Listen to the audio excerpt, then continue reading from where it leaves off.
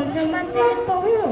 মই আজি দেশৰ পৰা লক্ষ্মীধৰ শৰ্মাৰ জীৱনী বিষয়ে দুআষাৰমান ক'বলৈ বিচাৰিছোঁ।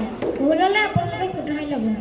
দেশৰ পৰা লক্ষ্মীধৰ শৰ্মা অসমৰ মধ্যকালীন যুৱ সমাজৰ মাজত আজিৰে পৰা প্ৰায় 100 বছৰ আগতে উল্লেখযোগ্য স্থান লাভ কৰা এগৰাকী বিখ্যাত ব্যক্তি দেশৰ পৰা লক্ষ্মীধৰ শৰ্মা।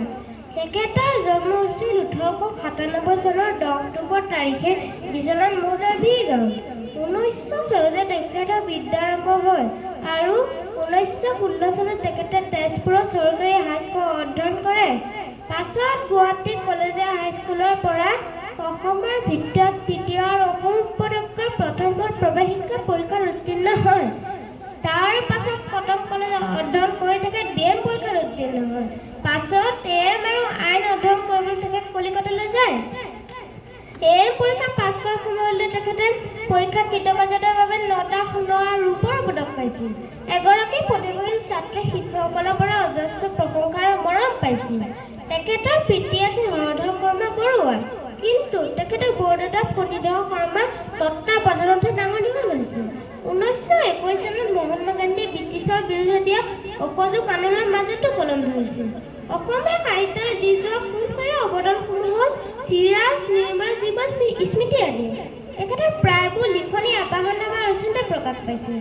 তেখেতৰ হৃদয়মূলক সতী জয়মতী আদি নাটকো আবাহননামা ৰচনাত প্ৰকাশ পাইছিল। তেখেতে 1927 চনত দেশবৰুৱা তৰুণা ফুকনক কন্যা প্ৰতিভা দেৱীক বিয়া কৰায়, কিন্তু 1930 চনত প্ৰতিভা দেৱীৰ অকাল বিয়োগ ঘটে।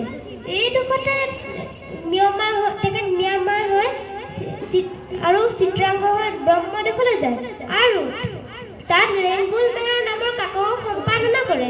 তাত গাঁৱে ভূঞে ৰাজসভাত সমূহতো অজস্ৰ ভাষণ দিয়ে।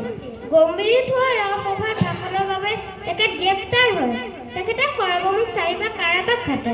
অসমীয়া সাহিত্যলৈ দি যোৱা সোণসেৰা অৱদানসমূহ হ'ল চিৰাজ, নিৰ্মলা, জীৱন স্মৃতি আদি।